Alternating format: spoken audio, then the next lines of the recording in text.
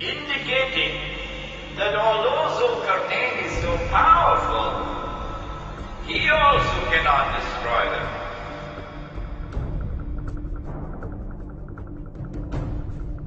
All he can do is to build a barrier. How does Zulkarnain respond? He confirms this awesome power of God and Magjuj, because he says, okay, I don't need your money, but my Lord has given to me is more valuable. Help me with manpower. Bring me Zubarul Hadid, blocks of iron.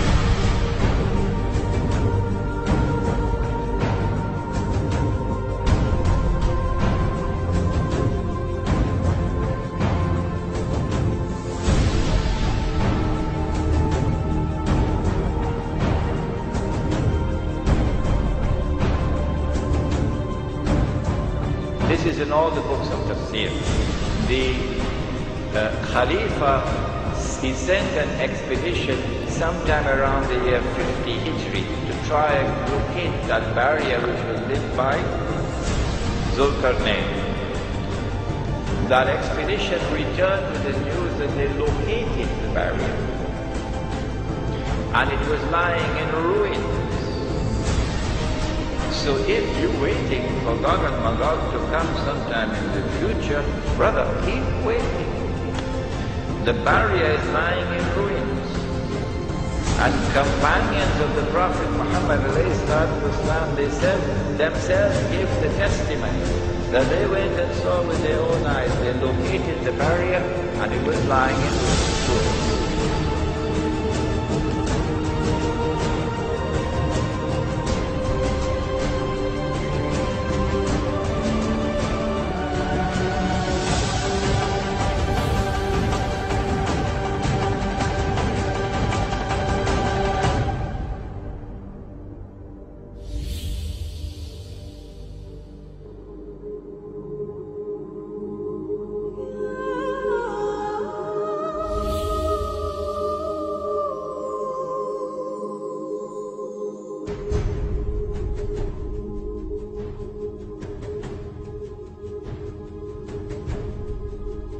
Where was it located? In a pass between the Caucasus Mountains. So when you hear the term white Caucasian male, there's something behind that to look into. White Caucasian male.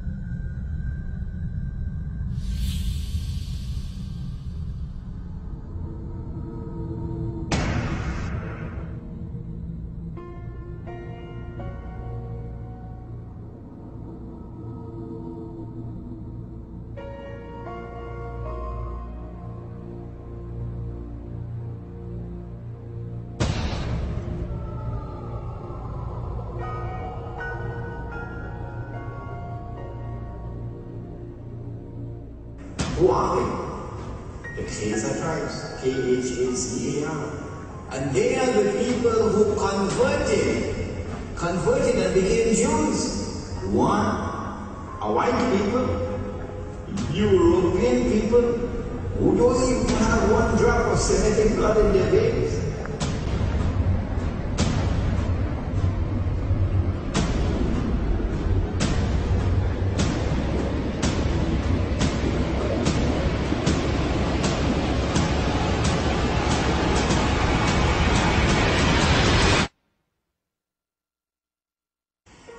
These Khazar tribes people who became European Jews. And they're the ones who were able to block the Muslim army.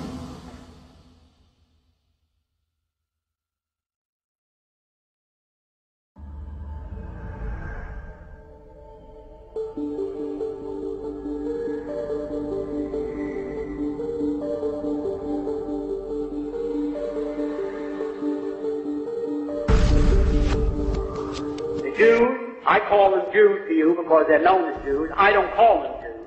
I refer to them as so-called Jews because I know what they are. If Jesus was a Jew, there isn't a Jew in the world today. And if those people are Jews, certainly our Lord and Savior was not one of them. And I can prove that. Now what happened? The Eastern European Jews, who form 92% of the world's population of those people who call themselves Jews, were originally Khazars.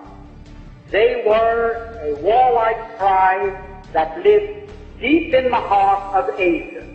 And they were so warlike that even the Asiatics drove them out of Asia into Eastern Europe. And to reduce this, so you don't get too confused about the history of Eastern Europe, they set up this big Khazar kingdom. 800,000 square miles. Only there was no Russia, there were no other countries, and the Khazar kingdom was the biggest country in all Europe. So big and so powerful that when the other monarchs wanted to go to war, the Khazars would loan them 40,000 soldiers. That's how big and powerful they were. Now, they were phallic worshippers, which is filthy. I don't want to go into the details of that now. It was their religion, the way it was the religion of many other pagans or barbarians elsewhere in the world.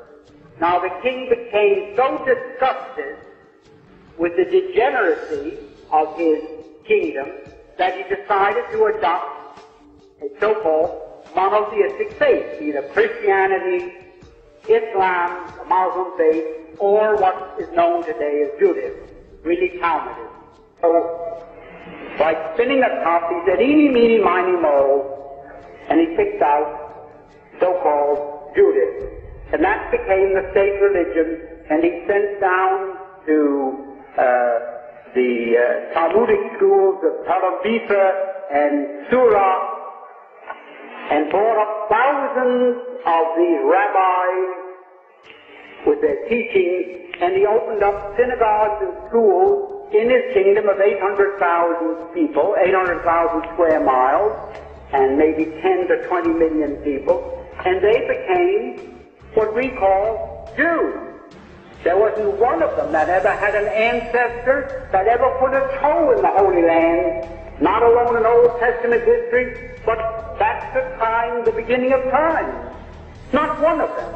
And yet they come to the Christians and they ask us to support their armed insurrection in Palestine by saying, well, you want to certainly help repatriate God's chosen people to their promised land, their ancestral homeland, Italy.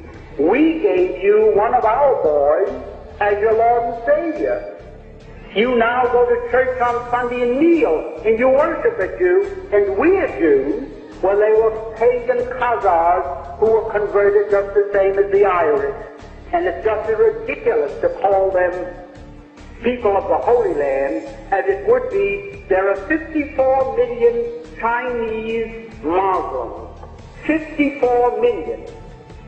And Muhammad only died in 620 A.D., so in that time, 54 million Chinese have accepted Islam as their religious belief. Now imagine in China, 2,000 miles away from Arabia, where the city of Mecca is located, where Muhammad was born, imagine if the 54 million Chinese called themselves Arabs. Imagine. Why, you say they're lunatics. Any man that believes that those 54 million Chinese are Arabs must be crazy. All they did was adopt as a religious faith a belief that had its origin in Mecca, in Arabia. The same as the Irish. When the Irish became Christians, nobody dumped them in the ocean and imported from the Holy Land a new crop of inhabitants that were Christians, that Christian flesh and blood. They weren't different people. They were the same people, but they had accepted Christianity as their religious faith.